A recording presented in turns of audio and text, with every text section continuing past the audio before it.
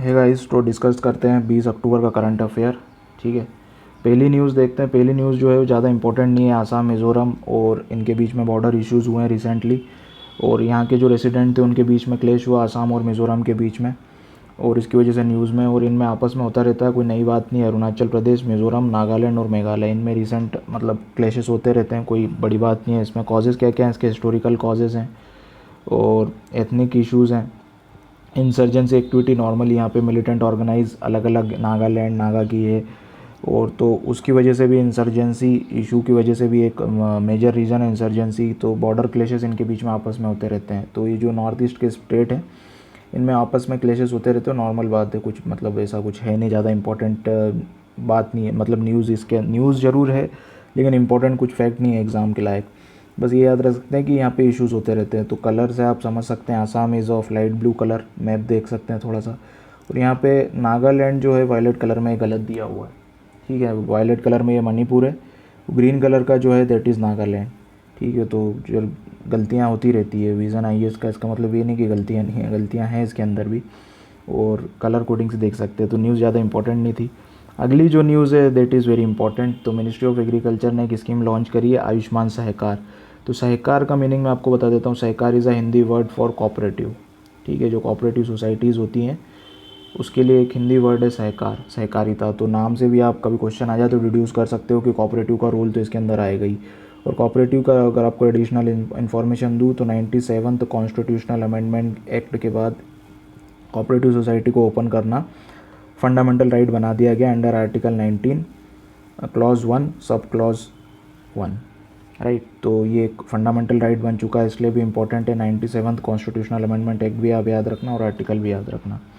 अब समझते हैं कि स्कीम क्या थी। तो NCDC ने इसको फॉर्मुलेट किया। NCDC क्या है? एक पब्लिक सेक्टर है मिनिस्ट्री ऑफ एग्रीकल्चर के अंदर, नेशनल कोऑपरेटिव डेवलपमेंट कॉरपोरेशन। ठीक है, तो फाइनेंशियल असिस्टेंस, इस स्कीम के अंदर फाइनेंशियल असिस्टेंस मिलेगा कोऑपरेटिव के लिए for holistic development of health care, जितना भी हेल्थ केयर इंफ्रास्ट्रक्चर होगा और एजुकेशन सर्विसेज होगा उनके लिए। तो NCDC प्रोवाइड करेगा लगभग 10,000 करोड़ तक का। और NCDC है मिनिस्ट्री ऑफ एग्रीकल्चर के अंदर अपेक्स स्टेचुरी ऑटोनॉमस इंस्टीट्यूशन है, 1963 में इस्टेब्लिश हुआ था। वो कोऑपरेटिव को मैनेज करने के लिए और गाइड करने के लिए, स्कीम के लिए और एडवाइजरी जारी करने के लिए और नॉर्म्स बनाने के लिए, इन सब के लिए काम करता है। राइट, तो फीचर देख लेते हैं स्कीम की। सहकार, आयुष्मान सहकार फंड बनेगा एक। ठीक है, पैसा होगा उसके अंदर। Provide working capital and margin money भी दिया जाएगा ऑपरेशनल रिक्वायरमेंट के लिए। इंटरेस्ट सबवेंशन, तीसरा पॉइंट इंपॉर्टेंट है, interest subvention of 1% to the women majority. Subvention का मतलब होता है माफ़ करना। ठीक है, ऑफ 1% टू वुमेन, 1% का वुमेन मेजोरिटी को माफ़ कर दिया जाएगा इंटरेस्ट जो रहेगा लोन के अंदर। तो लोन प्रोवाइड करेगी बेसिकली स्कीम। ठीक है, जैसा मैंने आपको बताया, वो कोऑपरेटिव को प्रमोट करेगी। एलिजिबिलिटी क्या हो सकती है? तो कोई भी स्टेट की कोऑपरेटिव, जो भी स्टेट एक्ट में कोऑपरेटिव सोसाइटी रजिस्टर्ड या मल्टी स्टेट कोऑपरेटिव में रजिस्टर्ड है वो सारी एलिजिबल है। लोन का पीरियड है 8 साल के लिए। ठीक है, including 1 to 2 year moratorium. Improve health care delivery in rural areas, और पता ही है आपको फिर सिग्निफिकेंस की तो ज़्यादा ज़रूरत नहीं है। अगला टॉपिक हम लोग देखते हैं। अगला टॉपिक भी इतना कोई ज़्यादा रिलेवेंट नहीं है लेकिन देख लेते हैं। तो timely dispute resolution norms notify किए कॉन्ट्रैक्ट फार्मिंग के लिए। हाईलाइट देख लेते हैं इसके रूल। फार्मर एग्रीमेंट, एक रिटर्न एग्रीमेंट होगा FPO और फार्मर स्पॉन्सर परचेज पर्सन के बीच में। और under the act verbal agreement are not recognised, जो भी होगा रिटर्न में होगा। तो एक अच्छी बात है, रिटर्न में होगा। पीरियड इसका 1 साल से लेकर 5 साल तक के लिए कर दिया गया है, maximum 5 year. Pricing mechanism, produce must be purchase at a price provided for in farming agreement. Price link market in such minimum guarantee price must be specified. तो प्राइस वाइज का भी इसमें क्लियर रहेगा। डिस्प्यूट रिजोल्यूशन में आप कोई भी not below the rank of SDM एक ऑफिसर होगा, वो डिस्प्यूट रिजोल्यूशन में इसमें हेड करेगा। और state government, agriculture is a concurrent list का सब्जेक्ट है, तो स्टेट गवर्नमेंट और सेंट्रल गवर्नमेंट दोनों इस पर लॉ बना सकते हैं। ठीक है, तो ज़्यादा काम का ये भी मतलब लेस इम्पॉर्टेंट ही है जो न्यूज़ है। उसके बाद अगला हम लोग देखते हैं IFSC है, releases framework for regulatory sandbox to tap into innovative financial technology fintech solution. ठीक है, इसको सेटअप किया गया है to develop a world class fintech hub. International financial service centre authority was setup. एक अथॉरिटी बनाई गई है। ऑब्जेक्टिव है इसका कि एक world class development financial technological hub बनाया जाएगा, जो कि गिफ्ट सिटी के नाम से इंडिया में एक ही जगह पे भी लोकेटेड है, गांधीनगर के अंदर। ठीक है, तो फाइनेंशियल सर्विस को प्रमोट करने के लिए एक अथॉरिटी बनाई जा रही है रेगुलेशन के लिए। ठीक है, एक अथॉरिटी है IFSC पहले से ही, और उसने recently promotion of fintech initiative regulatory sandbox framework release किए हैं। तो सैंडबॉक्स फ्रेमवर्क क्या होता है वो अपन देखते हैं अभी। ठीक है, regulatory sandbox refer to live testing of new product और services in control regulatory environment for which regulatory में पेमेंट।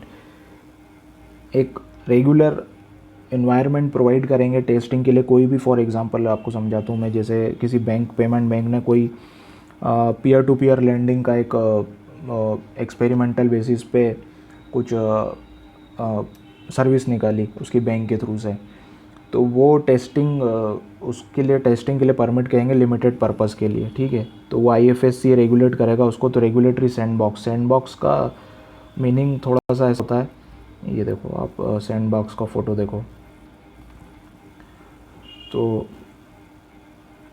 ये सैंडबॉक्स यहाँ पे बैठ के जो डिस्कशन होता है उसको सैंडबॉक्स बोलते हैं। तो उससे उन्होंने नाम दिया है, तो कुछ है नहीं खास इसके अंदर भी। तो सैंडबॉक्स के नॉर्म्स रिलीज़ किए। बस आपका काम का ये है कि IFSC एक अथॉरिटी है, और उसको बनाया इसलिए गया था कि गिफ्ट सिटी को डेवलप कर सके। और उसने रिसेंटली रूल्स रिलीज़ किए हैं। तो रूल्स काहे के लिए हैं कि कोई भी ऑब्जेक्ट टेस्टिंग के लिए एक पर्टिकुलर टाइम दे देंगे और उसको टेस्ट कर सकते हैं। ठीक है, और बेनिफिट्स भी पता ही है। और एग्जांपल क्या क्या हो सकता है, कोई भी टेक्नोलॉजी के पीयर टू पीयर लेंडिंग हो सकता है, blockchain technology, data, big data, etcetera etcetera. तो इंडियन फिनटेक इंडस्ट्री को कैसे क्लासीफाई क्या से बनी है, तो पेमेंट के अंदर बनी है और ऑनलाइन फाइनेंशियल प्रोडक्ट के अंदर बनी है। तो इसमें पेमेंट बैंक आ जाएगा, मोबाइल वॉलेट आ जाएगा, payment gateway, point of sale machine, ATM etcetera etcetera, ये सारे फाइनेंशियल टेक्नोलॉजी। फिनटेक का मतलब यही होता है कि जो भी फाइनेंशियल एक्टिविटीज़ हैं उनको आप टेक्नोलॉजी से लिंक कर देते हो। एग्जांपल ATM, तो उसके भी डेवलपमेंट और उसके भी रेगुलेशन के लिए कोई ना कोई अथॉरिटी होनी चाहिए ना, क्योंकि वो आने वाले समय में वो बहुत ज़्यादा टेक्निकल है और रिस्की भी है। जब फाइनेंस का उससे इशू जुड़ जाता है तो रिस्की भी है। एग्जांपल ब्लॉकचेन टेक्नोलॉजी, तो उसके रेगुलेशन के लिए कुछ ना कुछ होना चाहिए, इसलिए ये बनाया गया है। ठीक है, तो नेक्स्ट न्यूज़ देखते हैं हम लोग। श्योरिटी बॉन्ड न्यूज़ में था। तो surety bonds is a 3 party agreement होता है ये, और जो लीगली बाइंड करता है तीनों को, प्रिंसिपल, ओब्लाइजी एंड अ श्योरिटी। तो श्योरिटी क्या होगा, जो बॉन्ड कंपनी होगी जो बॉन्ड इशू करेगी। प्रिंसिपल क्या होगा, जो परचेस करेगा बॉन्ड। और ओब्लाइजी कौन होगा, जो खरीदेगा। तो principal will purchase the bond from the company, surety जिसको बोलते हैं, और फिर वो ओब्लाइजी को देगा। तो ओब्लाइजी वो होगा जो पर्सन जो खुद खरीदने वाला है, जिसको अपने को सर्विस चाहिए। ठीक है, तो surety bond provide financial guarantee that contract will completed according to predefined time. अगला देखते हैं क्लाउड इनोवेशन सेंटर। तो नीति आयोग ने अमेजॉन के साथ मिलकर क्लाउड इनोवेशन सेंटर बनाया है। ये क्या करेगा, तो solve critical societal challenges like agriculture and health care through digital innovation. वो हैकेथॉन वगैरह होती है उस टाइप से ये भी एक क्लाउड इनोवेशन सेंटर है।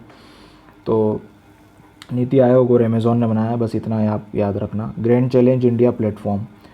तो department of biotechnology, BIRAC industry research and assistant council, BIRAC और मिलिंडा गेट फाउंडेशन ने ये बनाया है। इसका एम है इंडियन इनोवेशन एंड रिसर्च को डेवलप करना, affordable and sustainable to improve health.